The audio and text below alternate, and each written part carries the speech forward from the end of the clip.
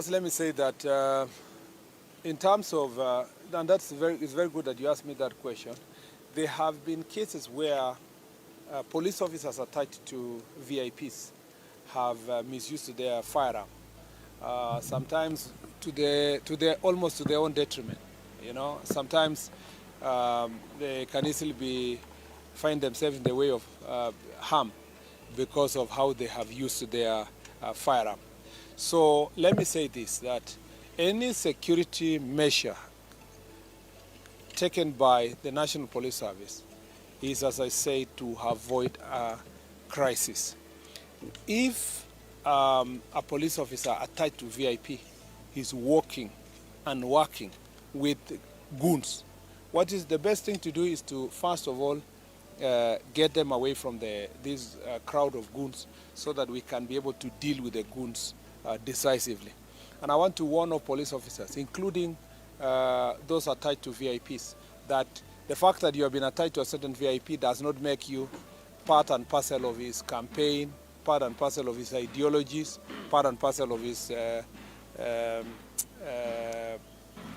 criminal plans. You need to know that at any one time you remain an officer of the National Police Service.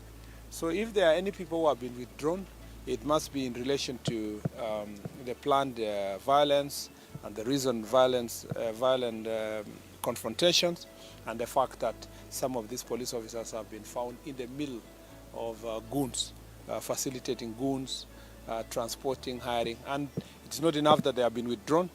A disciplinary action will be taken against them, and if the charges are proven, they will lose their jobs. They will be relieved of their responsibilities within the National Police Service. So it's not enough even to complain that they have been withdrawn.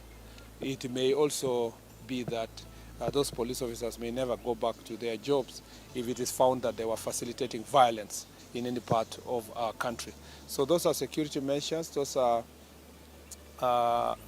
efforts that we are trying to take to avert violence tonight and tomorrow, because we know we have the National Police Service and the security team have the intelligence, and they know who is doing what where, and that's why such measures must be taken. As to whether police officers will be involved in interfering in elections, we want to ask every Kenyan, if you see a single police officer interfering with any voter, please report to their commanders or report to us, or share the information publicly through the media, because we do not encourage any police officers to engage themselves on electoral malpractices. The job of the police officer is just to maintain law and order and facilitate Kenyans to exercise their constitutional rights. I thought she was. Are you still asking? You answered. Okay. Then finally, Ben. Yeah, I'm asking, are you saying that this is the exact reason for I am aware that not just Natembeya, but I'm aware that a number of VIPs on both sides of the political divide, their security have been withdrawn by the National Police Service, because the National Police Service have a report that their officers or the officers attached to them are involved in criminal activities. Some who may be seen to be leaning to one side of political divide have chosen to keep quiet and not to share publicly what the police have done. I've seen some have decided to go public. It is not only one person whose security has been withdrawn. It is a number of people, and in both political sides, because we want to make sure that nobody is shot by a police officer in the name of he was protecting these goons or was protecting his boss. In any case, there is no boss tomorrow in Kasipul. The people are the bosses, and they are going to elect their boss. So everybody who is here, who was campaigning for a party or whatever, now your job is done. If you are an election observer, you have a right to become election observer. If you have an agent, a registered agent, you do your work as an agent. Everybody else who is around loitering and trying to interfere with the elections will be treated as a suspect. like all other suspects. They are accusing the government of intimidation of the opposition. Our job as government is to ensure that goons do not intimidate the voters. And if we can succeed to intimidate the goons, we are very happy. And when goons complain that the government is intimidating them, it is my joy. My problem is when citizens are intimidated.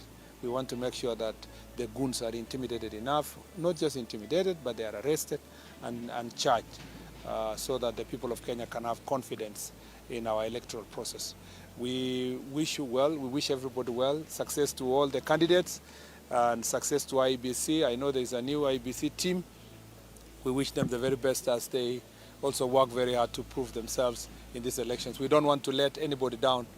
Everybody must do their part. Those of us who are in the security sector must do our part. The voters must turn out, come out and vote.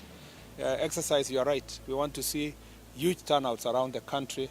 That is the joy of democracy, and that's the joy of a working country, to see that its people are exercising their democratic rights peacefully and elected leaders they would like them to represent in the various legislative parliament and the county assemblies. Asanteni sana. Thank you very much.